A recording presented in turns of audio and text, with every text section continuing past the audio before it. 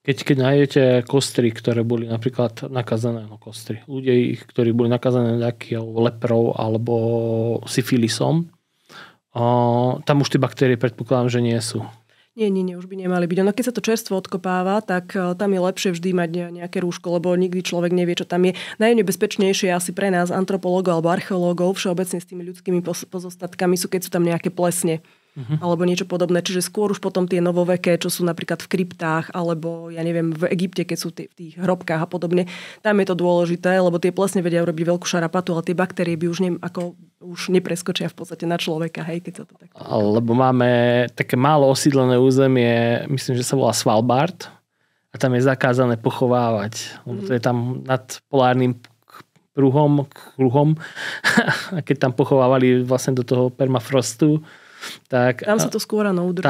Tam proste tie s prepáčením mŕtvoly po 100-200 rokoch ten ľad vytlačil návrh a boli infikované morom. A ten mor, tie baktérie moru tam boli stále živé.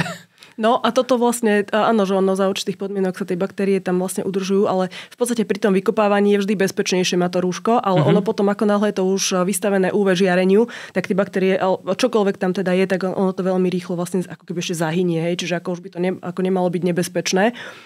Ale akože na túto tému vlastne to sme sa aj s kolegyňou sme to dlho pátrali, že presne, že do akej miery mám byť veľmi opatrné alebo nie, lebo však to sa ako väčšinou na školách neučí.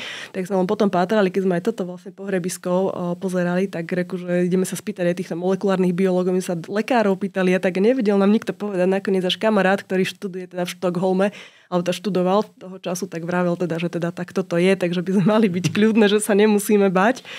Ale teda, akože áno, je to také, že dosť rizika, ale skôr teda tie plesne, no.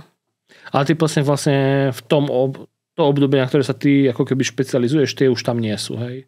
Nie, tam lebo oni sú väčšinou pochovaní v zemi, tí ľudia. Ano. Takže tam by to už ako nemalo byť, no. Vravím, tie hrobky alebo rôzne katakomby a podobne, tak tam je to horšie, no. Tam je ten vzduch prítomný, hej. To je No, jasné.